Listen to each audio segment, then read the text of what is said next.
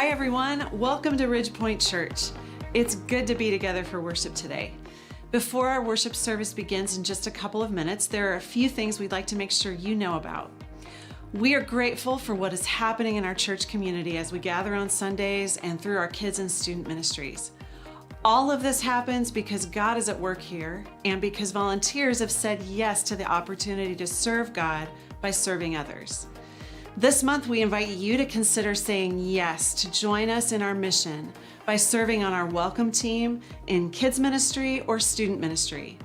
Visit the Say Yes wall in the upper lobby today or go to ridgepointwichita.com/yes to learn more. In just a few weeks, our student ministry is hosting their annual giant garage and bake sale as a fundraiser. If you have anything, and we mean anything, you would like to donate, the final drop-off period is July 3 to 7, with the sale itself happening on July 8, 9, and 10. Visit ridgepointwichita.com/garage sale for all the details. And finally, happy Father's Day to all of you dads and grandpas. We're grateful for how you love and care for the people in your families. And we're grateful for your particular brand of humor. For that, we honor you today.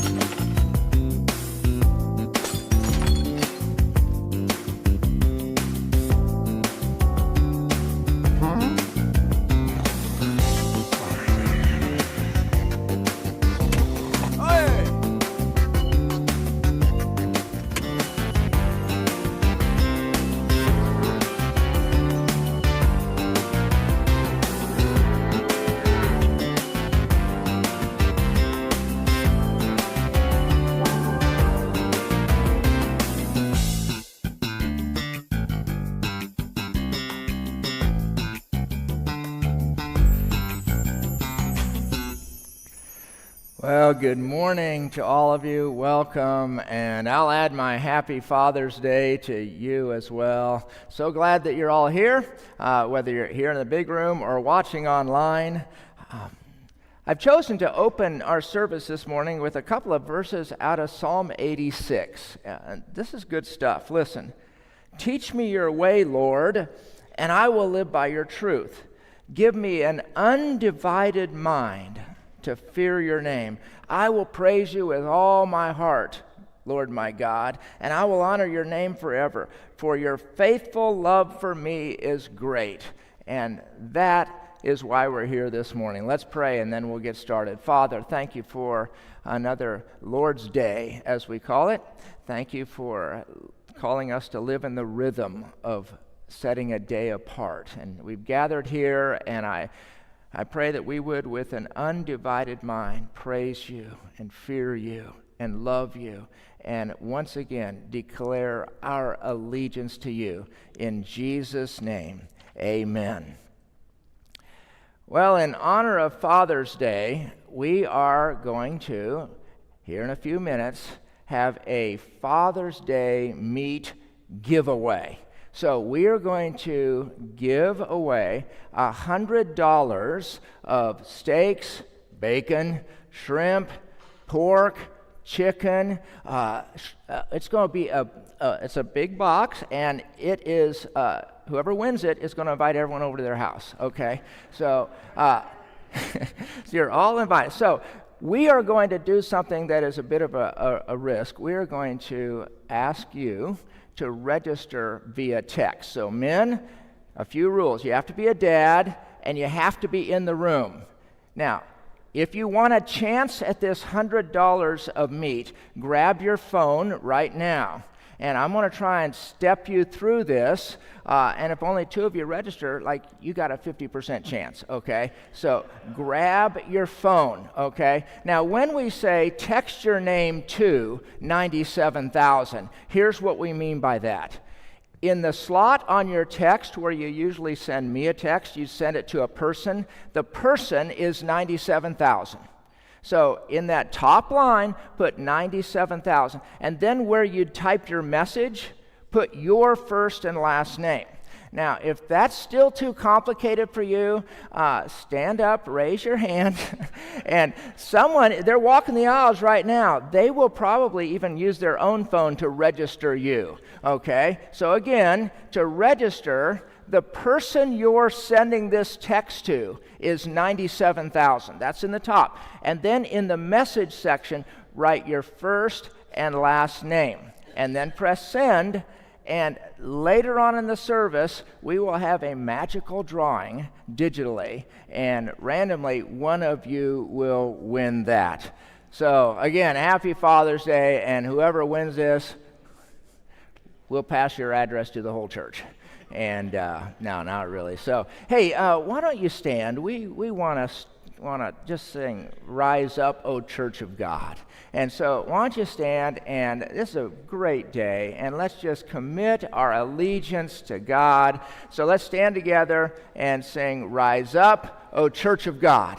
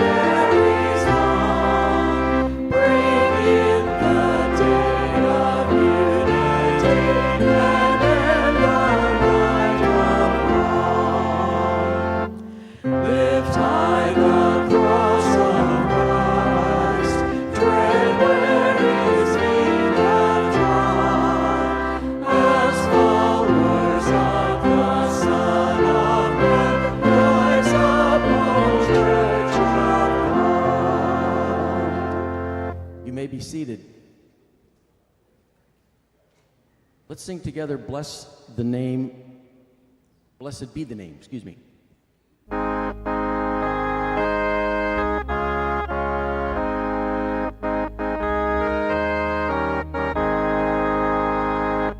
All praise to Him who reigns above in majesty supreme.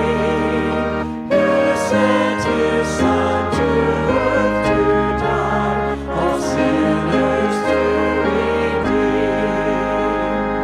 Blessed be the name, blessed be the name, blessed be the name of the Lord.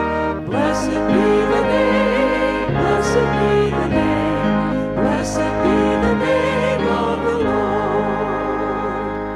His name above all names shall stand, exalted more and more, at God the Father's own right hand, where angel hosts adore.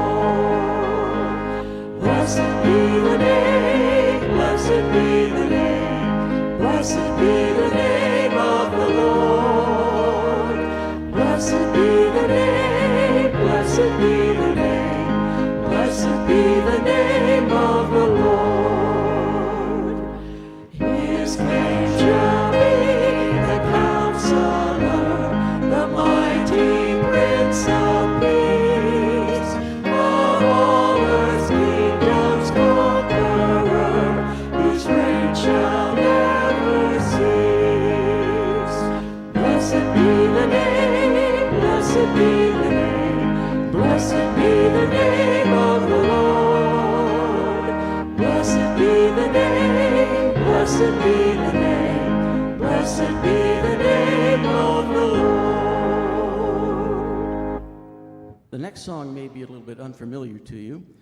It is titled, Oh Praise the Name, or Anastasia. And Anastasia is the Christian word which means coming back to life after death. So we're going to try to sing together, Oh Praise the Name.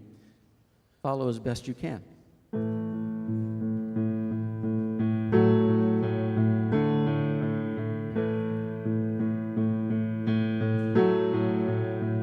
I cast my mind to Calvary, Where Jesus bled and died for me. I see his wounds, his hands, his feet, my Savior on that cursed tree.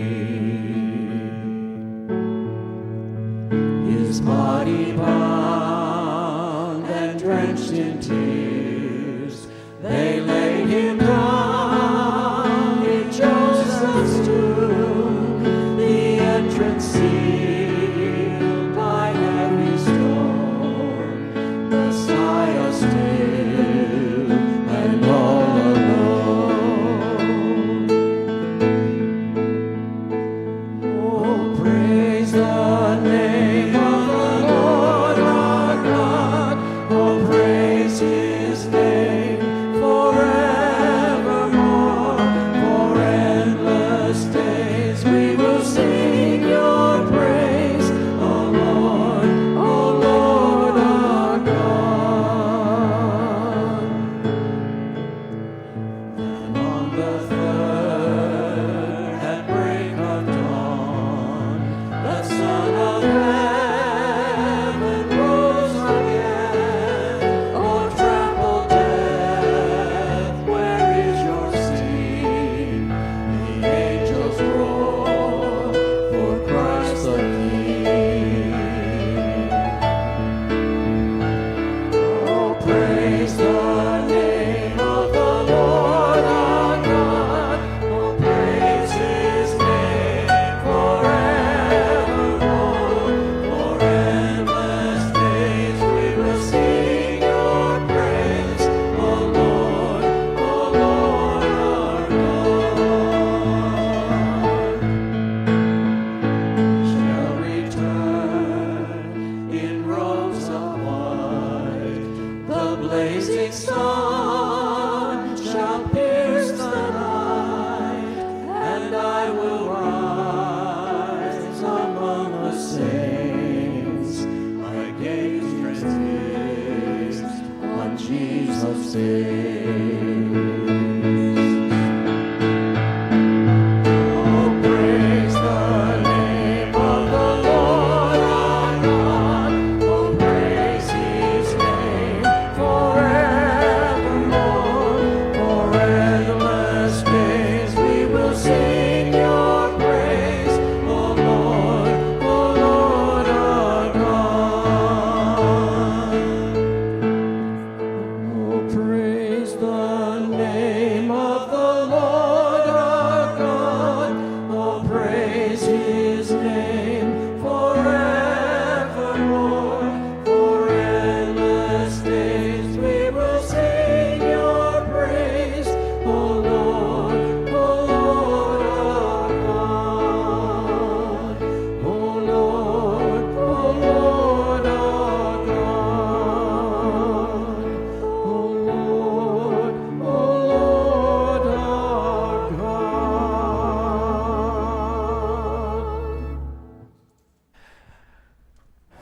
Well, thank you for your singing there, your worship. I am very grateful for the giftedness that God chooses to give to some people in the area of music. And he just, music is just a special thing, and Christianity stands alone really in its use of music and song to praise God. We have been privileged to have David Perez, our accompanist, for the last year or so, and he's a wonderful follower of Jesus, raised as a Christian in Cuba, and he has come to the States. He already has his master's degree in piano performance, and he has also gotten his master's degree in organ performance.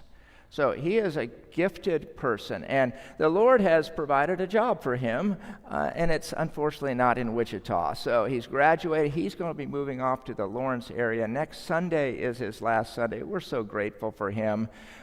He's accompanied the choir in our congregational singing here. So he's going to play "Great Is Thy Faithfulness."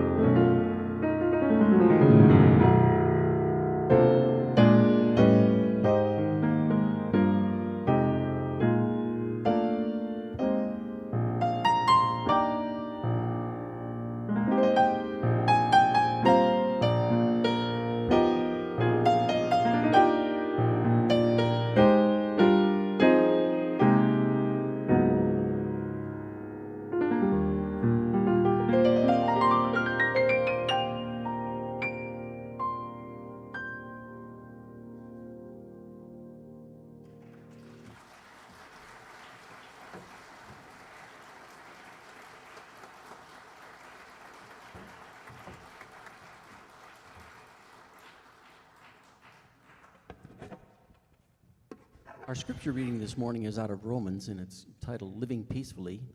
Would you all read with us? It's in unison this morning. Rejoice in hope. Be patient in suffering. Persevere in prayer. Contribute to the needs of the saints. Extend hospitality to strangers. Bless those who persecute you. Bless and do not curse them. Rejoice with those who rejoice. Weep with those who weep. Live in harmony with one another. Do not be haughty, but associate with the lowly. Do not claim to be wiser than you are. Do not repay anyone evil for evil. Take thought for what is noble in the sight of all. If it is possible, so far as it depends on you, live peaceably with all. Beloved, Never avenge yourselves, but leave room for the wrath of God. For it is written, "Vengeance is mine, I will repay," says the Lord. No, if your enemies are hungry, feed them. If they are thirsty, give them something to drink. For by doing this, you will heap burning coals on their heads. Do not be overcome by evil, but overcome evil with good.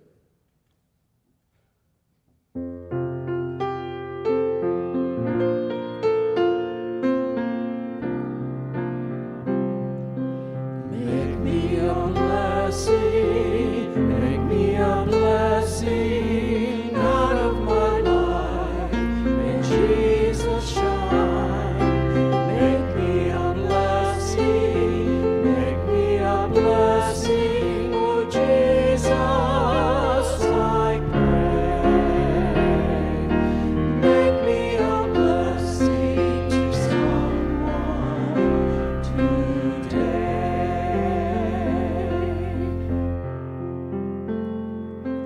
Make me a blessing, make me a blessing out of my life. May Jesus shine. Make me a blessing, make me a blessing. Oh Jesus, I pray. Make me a blessing to someone today.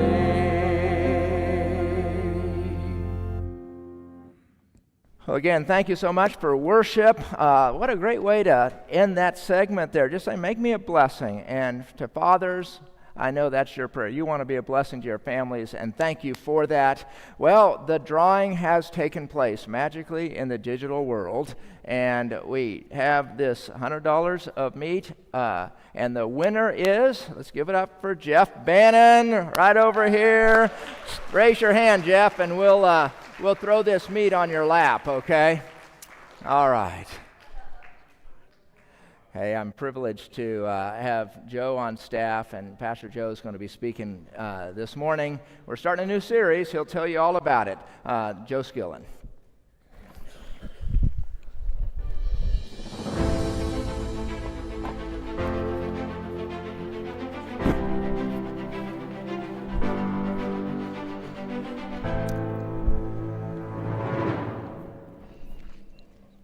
Well, good morning. It's good to be with you. And let me add to the Happy Father's Day greeting that's already been shared this morning. On Father's Day, I probably do something similar to what you do. You spend some time thinking about your dad and all the funny things and all the important things that you were able to experience with your dad. On a hot summer day like we've been having here recently, I think about this story with my dad.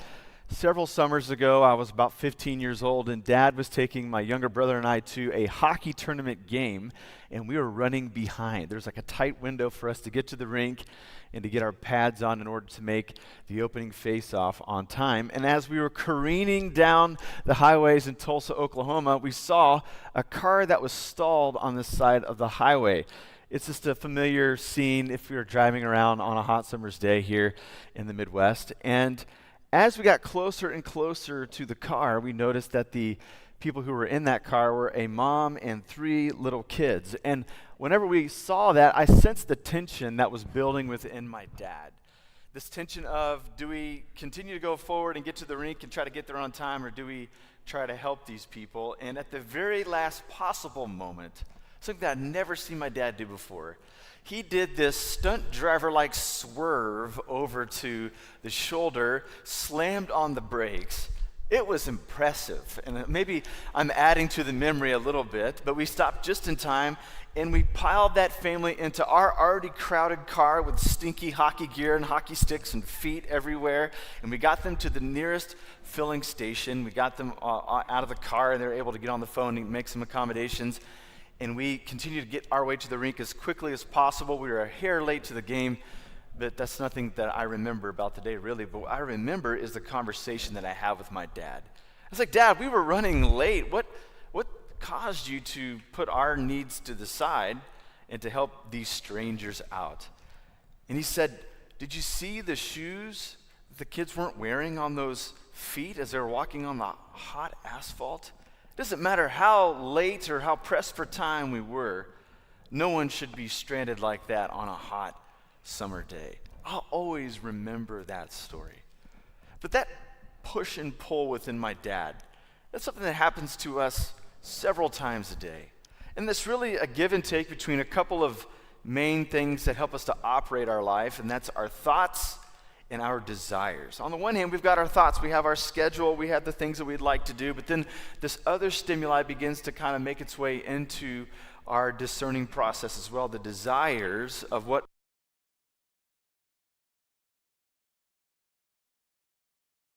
hard for us to digest in the moment, but I want to try to prove it to us. Both philosophers and psychologists would say that we would love to believe that we are governed by our thoughts, but we might actually be governed by our desires more than our thoughts. To consider this idea, consider the curious case of Wilt Chamberlain in his free throw form. Many of us are KU Jayhawk fans, so Wilt Chamberlain is dear to our hearts. And you would know that he changed the game of basketball forever. He was big and tall and menacing. If he was near the hoop, he would rebound every shot that was missed. He would dunk the basketball. And so the only chink in his armor, the only weakness that he had in his game was his free throw. And he was terrible at it. So they began to strategize against Wilt Chamberlain that if he was near the basket, go ahead and foul him in the act of shooting, because there's a good chance he's going to miss both of his free throws. And that would at least keep his point total down. You could get the rebound, and you could go back and have your own possession. So one day, one of his teammates, Rick Barry, decided to help him. And Rick Barry was the appropriate guy to help him because Rick Barry's lifetime career free throw percentage was over 90%. He was quite impressive. But he had an interesting form of shooting the free throw. He would shoot it underhand, or what we would call the granny shot. You ever play a game of horse and you want to try to stump the people that you're playing against, and you do the granny shot? Because we don't shoot like that anymore. And so if you can perfect that form, you could beat anybody in a game of horse, right? And so Rick Barry convinced Wilt to give it a try. And it worked. His free throw percentage in one season when he did the underhand shot was up to 61% from where it was, like way down here before he did the underhand. In fact, his best game that he had in his career was 100 points in one game. He went to the free throw line 32 times in that game, and he made 28 of them. He wouldn't have had a 100-point basketball game if he wasn't shooting underhand. So everyone was a little curious why whenever Wilt started to do the underhand shot and it worked so well for him, that he decided to go back to the traditional overhand shot and to see his free throw percentage plummet back down into the basement from where it once was. When he was interviewed about this once, this is what Wilt said. He said, "I didn't want to be a sissy out there shooting the underhand free throw." So here is where a collision of his thoughts and his desires were happening. In his thoughts, he knew that he would have a better chance of making free throws if he did the underhand shot. He knew it was true. Absolutely. He had life experience. He saw the stat sheet. He knew that it was a better thing for him to do that. But his desire not to look like someone who shoots underhand was way stronger than his thoughts. And I think I can sense what some of us are saying. Well, I've got a stronger moral fortitude than Wilt Chamberlain. I'm not governed by my desires. I'm governed by my thoughts. But think about it for a second. Think about the thing that owns us the most that we're kind of ashamed of. Maybe it's we have a quick temper. And we know that it is not attractive when we lose our minds and have road rage, or when somebody makes a subtle mistake on our order at the restaurant and we lose our minds and our family begins to give us that nonverbal cue, we need to gather our things and go because we're totally embarrassed right now because someone can't keep their temper in check. We know that we need to do something about our temper, but our desire gets the best of us. How about the act of generosity We understand the commandment of Jesus. He says it is better to give than it is to receive. And we've heard testimonies of people who, when they begin to apply generous practices and patterns of their life, how blessed they feel when they do so. We know that. But when we don't give, it's not that we don't know that generosity is the true way. Our desire is not to be generous. Some of us would like to get our life put back together, and we know that it's going to take some habits and some disciplines. Maybe they require us to get up earlier in the morning and maybe to say no to some things so we can open up our schedule. And so we have all the intention to do so. We have the thought process down. We've mapped it out on scratch paper. We have the thoughts. But when it actually comes time to put those habits into practice, we fail to do so. We have the thought, but the desire takes over. This collision of thought and desire, and this idea of desires governing us, gets to the idea of allegiance. You and I, we make allegiances. This is just something that we do, and when we have an allegiance to something, we are so committed to it that we would forego even logical thought in order to hold unswervingly to it. It's something that ranks our desires, it ranks the things that we do with our time, it ranks the things that we talk about. And so it's important for us, if we're going to follow the way of Jesus, not just to examine our thoughts, but to examine our allegiances as well. Well, why do we do this? It's because our soul was created to magnify things. I've got a few examples on this next slide here. The Bible tells us our soul to magnify the Lord, and so this is something that we do automatically. Our soul magnifies things. We're just living projectors, and so whenever we have something that we love, we tend to project it into something big. Take, for instance, in this top left, there's this guy, he's got a collection of Beanie Babies. Do you remember when those things were a thing? But this guy didn't just say, I'm going to collect hundreds of Beanie Babies regardless of what anyone says. Like, it probably started out with, oh, that's kind of a cute-looking stuffed dog there, and then he began to collect them and collect them more. I'm sure that his parents tried to have an intervention with him, and they said, hey, we love you, Todd, but this is kind of getting out of hand. And he ran through that stop sign, and so now he's the Beanie Baby guy. When somebody says, have you seen Todd lately, and they try to place him, they're like, oh, you mean the Beanie Baby guy, because he is projected this thing to be ultimate. How about this guy without his shirt on? He's a Buffalo Bills fan. Everyone else is bundled up because, well, it's Buffalo, New York. But he has tattooed the logo of the Buffalo Bills on his chest. So poor guy, that was a poor decision because he now has to take off his shirt, whether it's a sunny or a wintry day, in order to show his allegiance. So everyone else is bundled up and taking care. And this guy is projecting his allegiance towards his team. Now the bottom picture is a little more complicated. This is Pastor Brent's car, and over the last couple of weeks he has shown pictures that some of these new Ridgepoint stickers are on the back of his car, and it happened 2 weeks ago and happened last week. It might happen this week, but I've got a theory about this. It's a minority report. Maybe it's not somebody else. Maybe this is really Pastor Brent doing it himself when no one is watching, because he has such an allegiance to his church that he wants to show it far and wide, right? So this is what we do. Our soul is captivated by something, has desire for it, and it projects it. So the question that we have to grapple with is, what am I projecting? And there's a good chance if you and I want to figure that out, we have to ask the question, what are we known for? Someone says, oh yeah, he's the such and such guy, or she's the such and such gal. That's the thing that we are projecting. But once again, this is at the heart of discipleship. Because the Christian life calls us to a different ranking of allegiances. This is what St. Augustine said. He's one of the church fathers. And in a long quotation that I've kind of knocked down for us, I think he gives us a path forward. He says, but living a just and holy life requires one to be capable of an objective and impartial evaluation of things, to love things in the right order. The process of Christianity is not just renouncing things, it's also reclaiming and reorganizing things. It's to imagine, how would Jesus live our life if he had the opportunity to do so? And to examine what loves that we have, and to simply put them in the order which God would require of us. And so over the next few weeks, we're going to talk about different allegiances that we might have in our life. Today we're going to talk about an allegiance to relationships. Next week we're going to talk about what is a Christian's allegiance to the nation where they live. And the last week, on July the 4th, we're going to talk about what does it mean to have an allegiance to Jesus over all things. So today we're going to talk about allegiance to relationships, which brings me back to my dad and his car and his swerving, deviating from our plans that we had in front of us in order to take care of complete strangers that we'll never see again. I asked the question, why did my dad do that?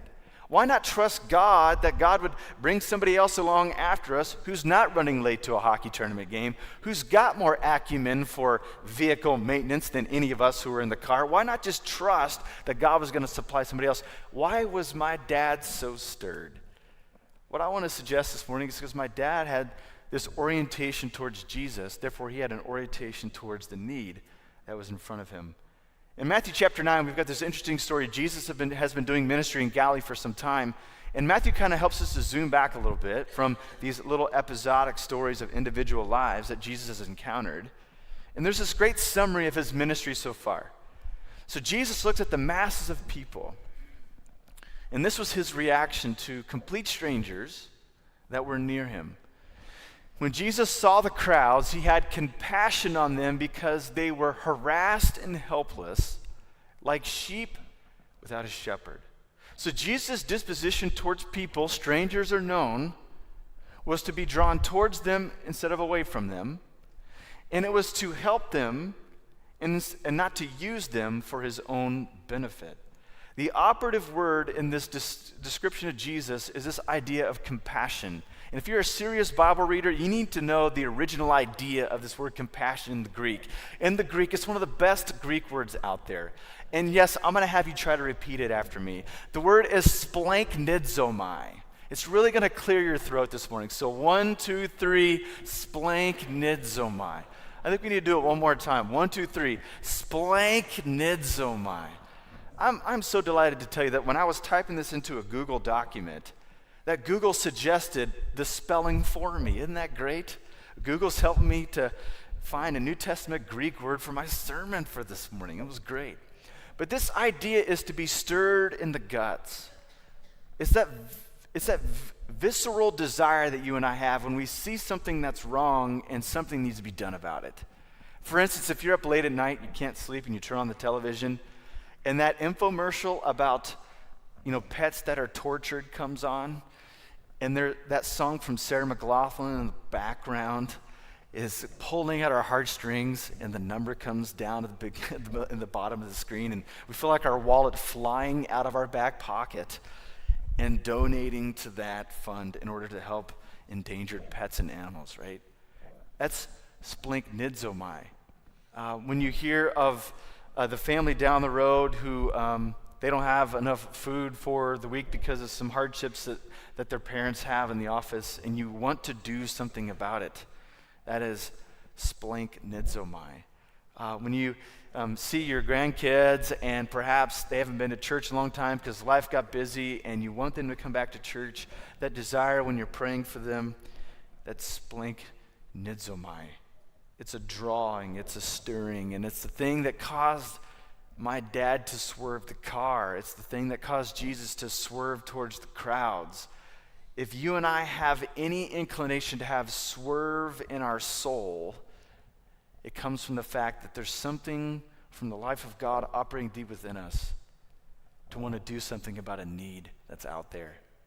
And it doesn't matter if the person who needs it is a person that we know or not, if we feel like they're safe or not, whether we've been there before or not, or done the deed before or not, that drawing within us towards that person is something that God does within us.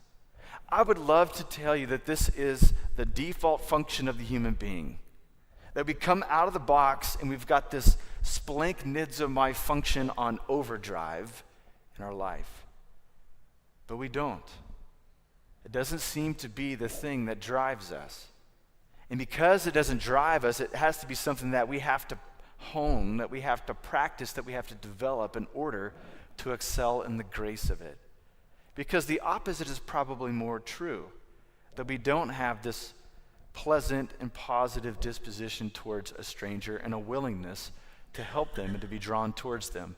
This is something that the writer of Ecclesiastes draws out about the early third portion of the book of Ecclesiastes. This is what the teacher says.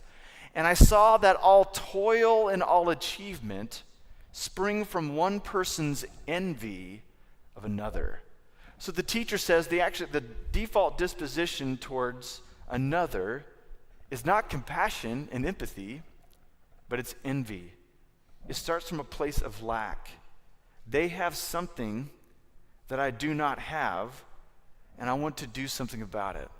Things get interesting when we try to unpack what this word means. In the original Hebrew, from where this comes from, the word for envy actually has a root word of zeal and jealousy.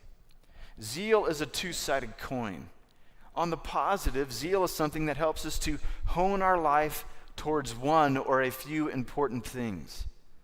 On the other side of the coin, zeal is something that hones our life to one or two or three things, and it takes all of our life in order to live that thing out.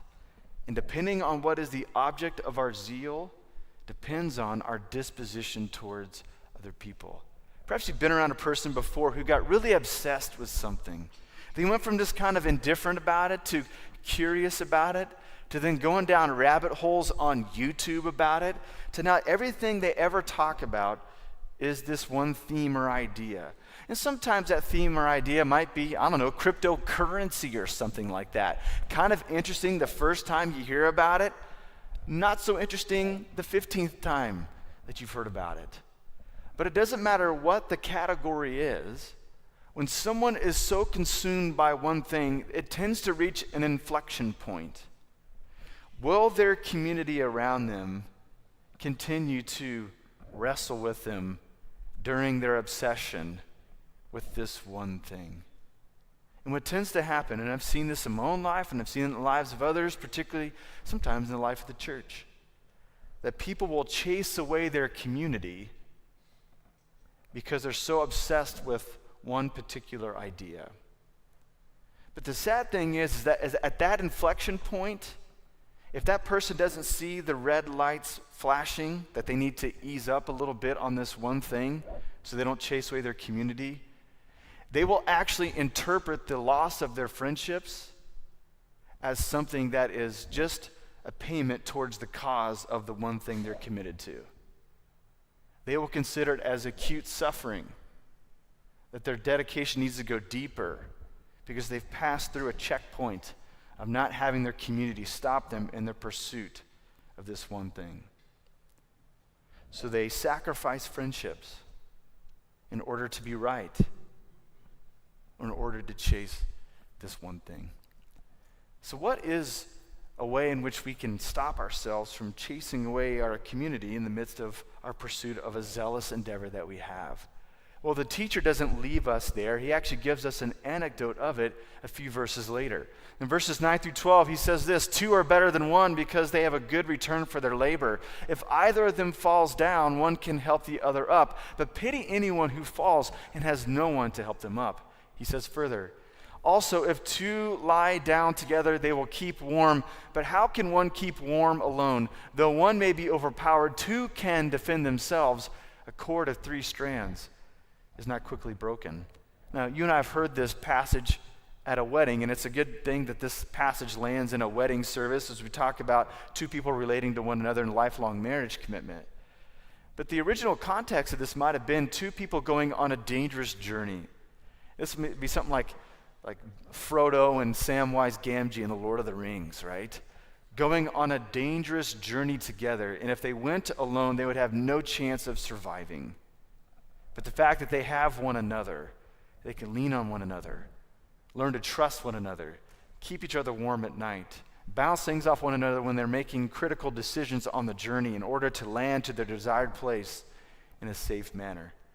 I just want to say this: Christianity is not a Lone Ranger sport. It is something that we do in community. Jesus draws us together.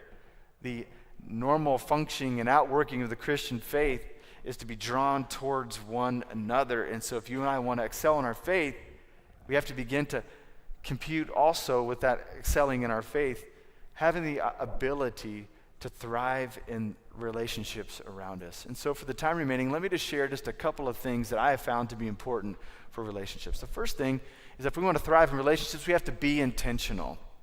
I find that relationships are all like, you ever like gone to some place in public and like you get to the door at the same time as somebody else, and there's always like this, are you going to open the door or am I going to open the door? But somebody has to, because we have this stalemate going on. I feel like friendships are like that, but it happens all the time. Where you have an affinity with a person, maybe it's a person at the Y, or maybe it's a coworker that you have, or maybe someone who's just moved in down the street and you've seen each other. So it's not just I wave at a stranger, but now I see this person again and again, and we've exchanged a few words. And so you're kind of at the stalemate of like, we're at the door, who's going to open the door? And so what I want to say is this, thinking about what Jesus has done in Matthew chapter 9 and what the teachers told us in Ecclesiastes chapter 4, is to call the Christian to be intentional, to make the first move, to make the phone call, to send the text message, to go to a cookie place with like that really nice cookies, or I don't know, a styrofoam full of meat for a grill in the backyard or something, and go to that neighbor's house and say, hey, you moved down the street and it's been 6 months and I should have done this earlier, but here I am introducing myself, and here's the cell phone numbers of everyone in my household.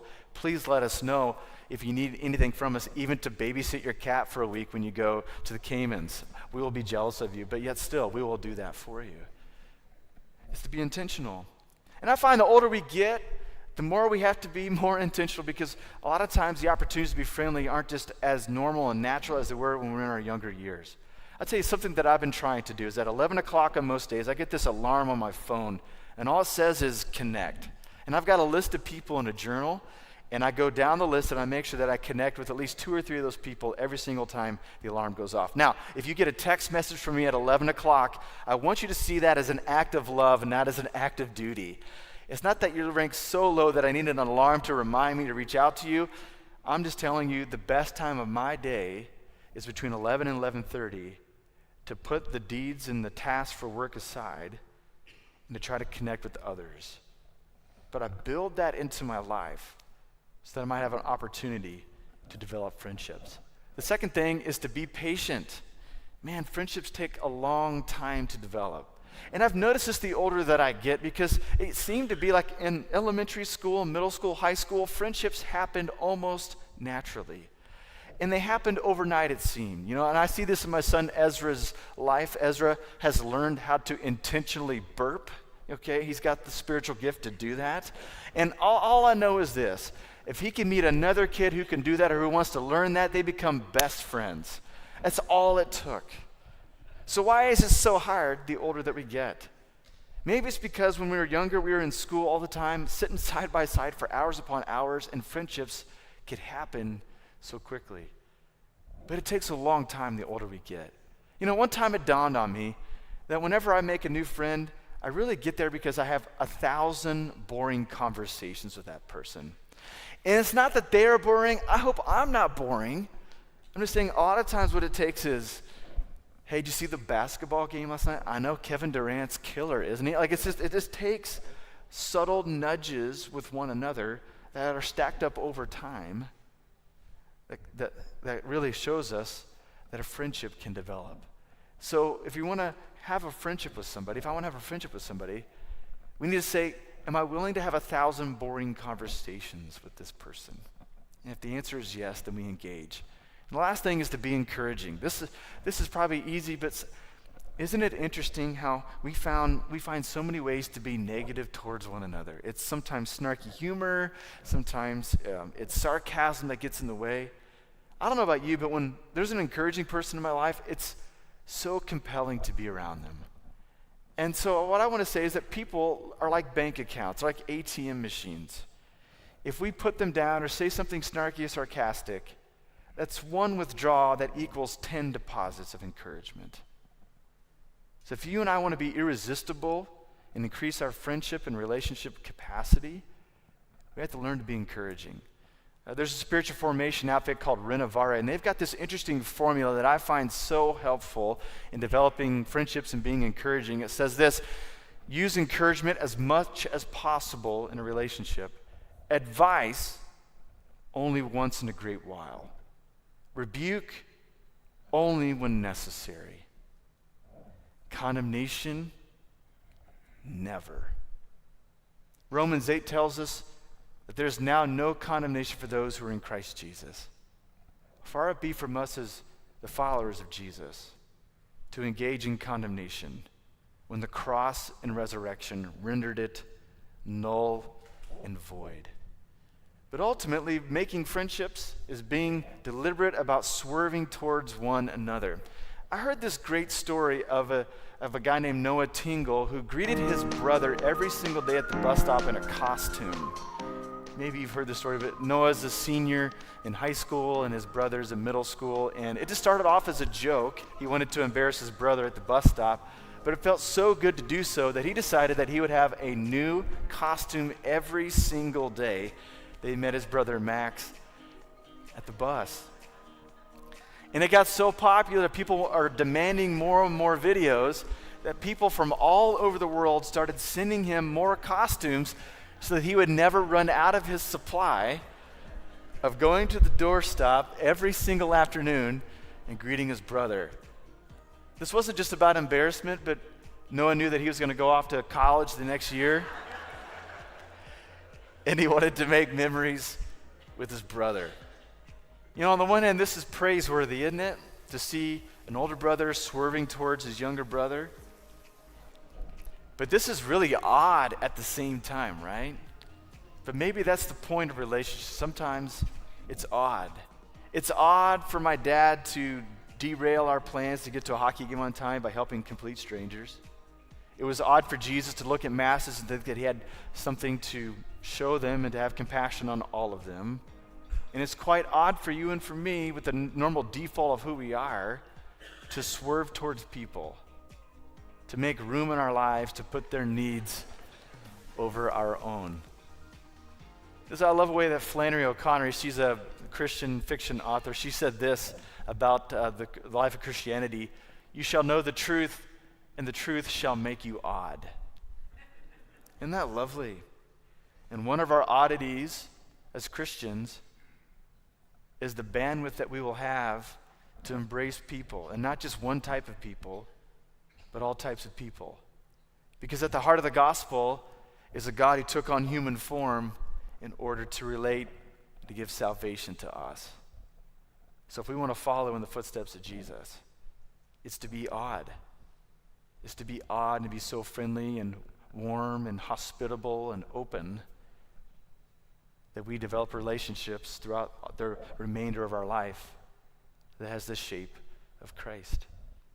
This morning, I know that as we talk about relationships, we talk about swerving towards one another and compassion. I think we're challenged to open up our lives to others, but I think also this touches a sore spot in our soul because we're trying to swerve towards somebody who is resisting us. Perhaps it's a family relationship that has gone awry. There was an argument and things that were said, and communication can't be taken back. And therefore, we have distance between someone that we're trying to swerve towards, and we're not sure if they're going to reciprocate any of our opportunities to try to open up a relationship with them again. Maybe it was because of a matter of faith. Maybe it was because of a matter of politics. Maybe it was because it was a matter of the toilet paper going up or down from the wall. Whatever it was, we are divided from somebody, and it's hard to think about. And we need the ministering presence of Jesus at this moment. Here's what I want us to do. Time is up for us in worship, but I want to pray for anyone who's got a sore spot in a relationship. They want Jesus to minister to them. So if you've got it, no one needs to know the details.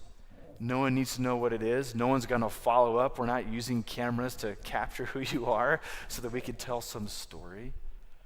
I just simply want you to take a first step this morning. If you have a relationship that you want to see mended, that's broken right now, I just want you to stand right now just as a step of faith before God. You're asking for God's help to mend a relationship. And as you stand, I just want to pray for you as we close our service, that you might receive a blessing from God, an open door, an opportunity to mend a relationship with someone where there's a broken relationship in your life. So if you just would stand at this time, the rest of us are going to bow our heads and pray, and then I'll dismiss us this morning. God, I thank you that nothing is too difficult for you. But we have confessed that there's a relationship in our lives that seems impossible.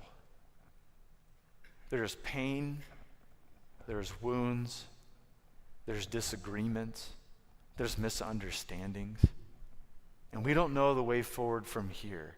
All we know that there's stirring inside of us to see it mended, and we understand that that inclination comes from you.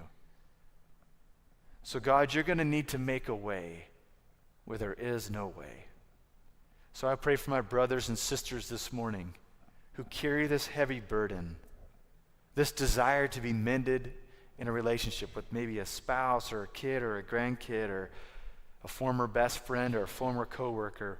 Whatever the situation might be, you know what it is. And we know that you hold us and all things together. So God, I pray that something would happen today, that you would intervene today, so that the first step towards the process of healing would begin to happen in these relationships. So God, we give them over to you. And God, as we depart from this place, I pray that you would allow us to rank the order and loves in our life in such a way where relationships become something central to who we are. That we'd be encouraging, that we'd be intentional, that we'd be patient, that we'd be odd in the way in which we pour our lives for others. So that in all things that we do, including building and nourishing relationships, Jesus, you would be praised. I ask all these things in Jesus' name, and all of God's people said, amen. Thanks for joining us for worship this morning. Go in peace. Hello, Happy Father's Ridgepoint. Since this is the first official week with our new name, we have a handful of things we want to make sure you know about. First of all, our brand new website is live now. Hello, Ridgepoint. Since this is the first official week with our new name, we have a handful of things we want to make sure you know about. First of all, our brand new website is live now. Visit ridgepointwichita.com to take a look around. For a while now, our old site at firstandbechurch.org will automatically redirect to the new site while we all get used to that new name. If you use our mobile app for Apple or Android devices, that should also switch over to Ridgepoint soon if it hasn't already.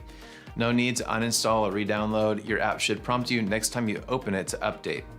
And if you don't have our app yet, head over to your app store and search for Ridgepoint Wichita. Second, all of our social media profiles have switched over. If you are already following First MB on Facebook, Twitter, Instagram, or YouTube, you don't need to do anything. You should see our posts on your timelines and home screens just like you used to with the new Ridgepoint name. If you're not following us yet, what are you waiting for?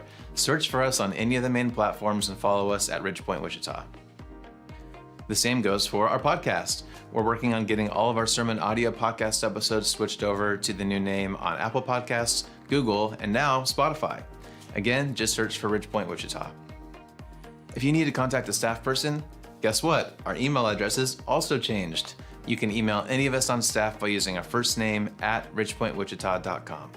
So if you have some joke suggestions for Pastor Brent, just send them over to brent@ridgepointwichita.com. A full staff directory is available at ridgepointwichita.com/staff, and you can also contact us directly from that page. We're still working on some building signage and a few online things, so you'll likely continue to see the First MB name for a few weeks or months while we continue working on switching things over. Thanks for being patient with us as we wrap up that process. The whole new day thing is starting to feel more and more real, isn't it? God is already at work in awesome ways, and we're so excited for this new marker in our church history. Thanks again for your involvement with us as we do all we can to help more and more people find and follow Jesus.